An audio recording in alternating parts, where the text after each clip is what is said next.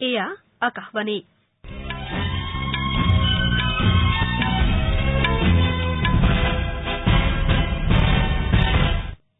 বাতৰি পঢ়িছো পম্পী দেৱী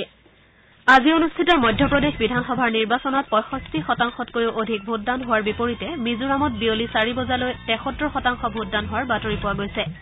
তেলেংগানা আৰু ৰাজস্থানৰ আসন্ন বিধানসভা নিৰ্বাচনৰ বাবে প্ৰচাৰ অভিযান তুংগত উঠিছে কেন্দ্ৰীয় মন্ত্ৰী হৰদীপ পুৰী আৰু হৰচিমৰত কৌৰ বাদলে আজি বিয়লি পাকিস্তানৰ কৰ্টাৰপুৰ কৰিডৰৰ আধাৰশিলা স্থাপনৰ অনুষ্ঠানত অংশগ্ৰহণ কৰে জম্মু কাশ্মীৰৰ মধ্য কাশ্মীৰৰ বদগাম জিলাৰ চটৰগাম অঞ্চলত সুৰক্ষা বাহিনীৰ এটা যুটীয়া দলৰ সৈতে হোৱা সংঘৰ্ষত লস্কৰ এ তৈয়বাৰ শীৰ্ষ কামাণ্ডাৰ নভীদ জাটসহ 2জন সন্ত্ৰাসবাদী নিহত হৈছে আৰু গোৱাত অনুষ্ঠিত ৪৯ সংখ্যক ভাৰতীয় আন্তঃৰাষ্ট্ৰীয় চলচ্চিত্ৰ মহোৎসৱৰ সামৰণি পৰিছে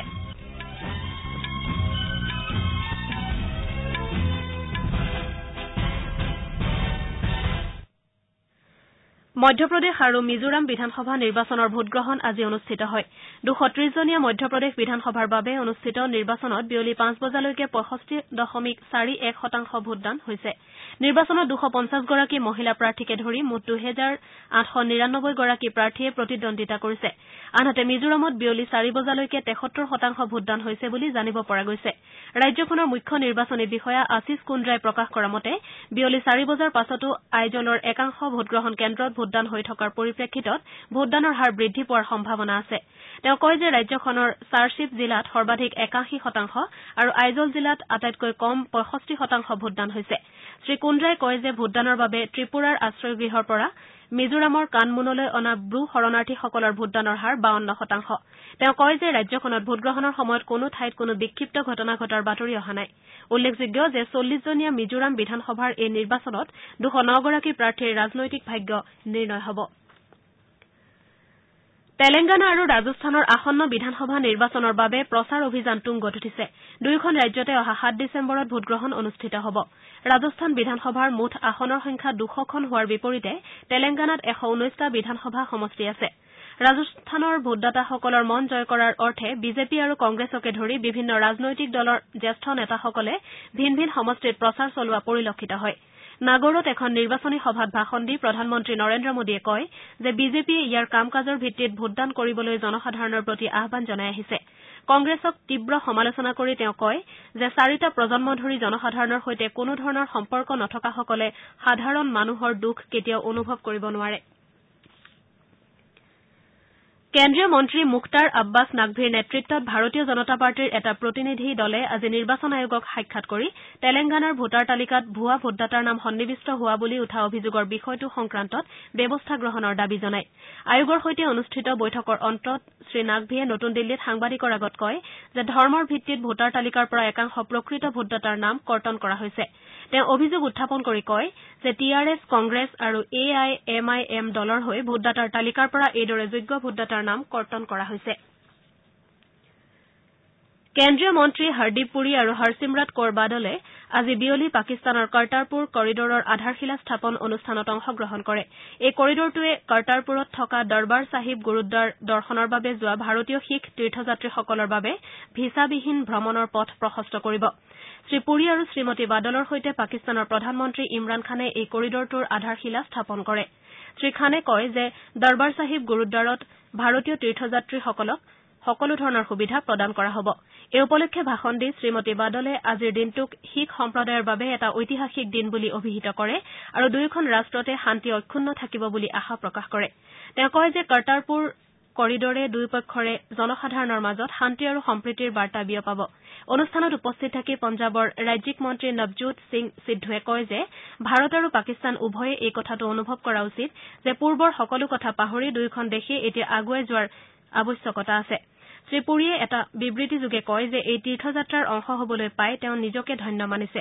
পাকিস্তান চৰকাৰৰো শলাগ লৈ তেওঁ কয় যে শিখ সম্প্ৰদায়ৰ লোকসকলে বহু দিনৰে পৰা এই কৰিডৰটো নিৰ্মাণৰ বাবে দাবী জনাই আহিছিল ইফালে বিদেশ মন্ত্ৰী সুষমা স্বৰাজে কয় যে পাকিস্তানৰ সৈতে আলোচনা প্ৰক্ৰিয়া পুনৰ আৰম্ভ কৰাৰ লগত এই কৰিডৰৰ কোনো সম্পৰ্ক নাই হায়দৰাবাদত আজি আয়োজিত এখন সংবাদমেলত শ্ৰীমতী স্বৰাজে কয় যে ইছলামাবাদে ভাৰতত সন্ত্ৰাসবাদী কাৰ্যকলাপ বন্ধ কৰিলেহে দেশখনৰ সৈতে আলোচনা প্ৰক্ৰিয়া আৰম্ভ কৰিব পৰা যাব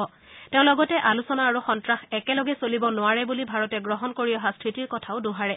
তেওঁ কয় যে পাকিস্তানে ভাৰতত সন্ত্ৰাসবাদী কাৰ্যকলাপ বন্ধ নকৰা পৰ্যন্ত দেশখনৰ সৈতে কোনো আলোচনা নহয় আৰু নতুন দিল্লী মহলে ছাৰ্ক ৰাষ্ট্ৰগোষ্ঠীৰ আসন্ন সন্মিলনত অংশগ্ৰহণ নকৰে এই শীৰ্ষ সন্মিলনলৈ প্ৰধানমন্ত্ৰী নৰেন্দ্ৰ মোদীক আমন্ত্ৰণ কৰা হ'ব বুলি পাকিস্তানে দিয়া বিবৃতি সন্দৰ্ভত প্ৰতিক্ৰিয়া প্ৰকাশ কৰি শ্ৰীমতী স্বৰাজে এইদৰে প্ৰকাশ কৰে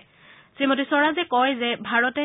বহুদিনৰে পৰা কৰ্টাৰপুৰ কৰিডৰ নিৰ্মাণৰ বাবে দাবী জনাই আহিছিল আৰু পাকিস্তানে কোনো এটা বিষয়ৰ ক্ষেত্ৰত প্ৰথমবাৰৰ বাবে ইতিবাচকভাৱে সঁহাৰি জনোৱা কথাটোক লৈ তেওঁ সন্তুষ্টি প্ৰকাশ কৰে পাকিস্তানৰ প্ৰধানমন্ত্ৰী ইমৰান খানে আজি লাহোৰৰ পৰা প্ৰায় 120 কিলোমিটাৰ নিলগত অৱস্থিত নৰৱালত কৰ্টাৰপুৰ কৰিডৰৰ আধাৰশিলা স্থাপন কৰে ইয়াৰ পূৰ্বে ভাৰতৰ উপ ৰাষ্ট্ৰপতি এম ভেংকায়া নাইডুৱে যোৱা সোমবাৰে পঞ্জাৱৰ গুৰদাসপুৰ জিলাৰ মন গাঁৱত পাকিস্তানৰ সৈতে থকা আন্তঃৰাষ্ট্ৰীয় সীমান্তলৈ নিৰ্মাণ কৰিবলগীয়া কৰ্টাৰপুৰ কৰিডৰৰ আধাৰশিলা স্থাপন কৰিছিল এই কৰিডৰৰ নিৰ্মাণ কাৰ্য সম্পূৰ্ণ হৈ উঠিলে ভাৰতীয় তীৰ্থযাত্ৰীসকলৰ বাবে 1522 চনত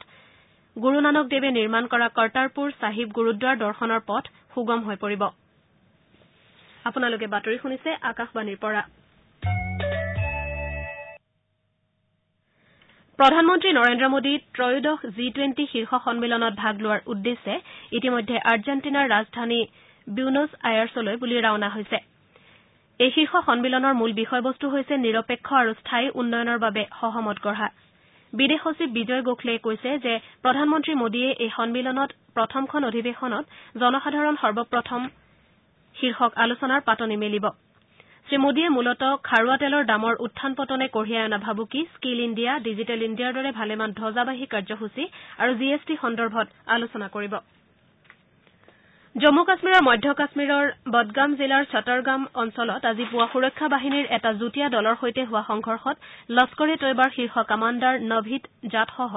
দুজন সন্ত্ৰাসবাদী নিহত হয় উল্লেখযোগ্য যে আৰক্ষীয়ে সাংবাদিক সুজাত বুখাৰীৰ হত্যাকাণ্ড সন্দৰ্ভত অলপতে দাখিল কৰা এখন অভিযোগনামাত উল্লেখ কৰা তিনিজন অভিযুক্তৰ ভিতৰত নভীদ জাটৰ নামো আছিল এই ঘটনাত সেনাবাহিনীৰ তিনিজন জোৱানো আহত হয় কেন্দ্ৰীয় গৃহ নিৰ্মাণ আৰু নগৰ পৰিক্ৰমা মন্ত্ৰালয়ে নগৰ অঞ্চলৰ দৰিদ্ৰ লোকসকলৰ বাবে প্ৰধানমন্ত্ৰী নগৰীয়া আৱাস যোজনাৰ অধীনত 2 লাখৰো অধিক বহনসাধ্য গৃহ নিৰ্মাণৰ প্ৰস্তাৱত অনুমোদন জনাইছে ইয়াকে ধৰি এই আঁচনিৰ অধীনত আবণ্টিত গৃহৰ সংখ্যা 65 লাখৰো অধিক হৈছেগৈ আজি নতুন দিল্লীত অনুষ্ঠিত কেন্দ্ৰীয় আবণ্টন আৰু নিৰীক্ষণ সমিতিৰ 40 সংখ্যক বৈঠকত এই 2 লাখ গৃহ নিৰ্মাণৰ প্ৰস্তাৱত অনুমোদন জনোৱা হয়